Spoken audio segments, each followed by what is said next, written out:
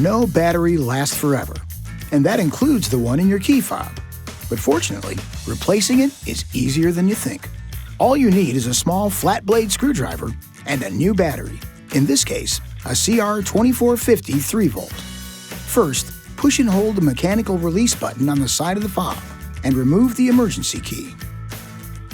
Insert a flat blade screwdriver into the gap on each side of the emergency key slot. Carefully pry both sides to open the cover slightly. Using your fingers, separate the case. Then, use the screwdriver to pry out the old battery. Insert a new battery with the positive pole facing up. Put the case back together and snap it shut. Now, just reinsert the emergency key and test the key fob by pressing a button. If the LED light blinks, you're good to go. This video is not intended to take the place of your owner's manual. For complete details and other important safety information, please see your owner's information.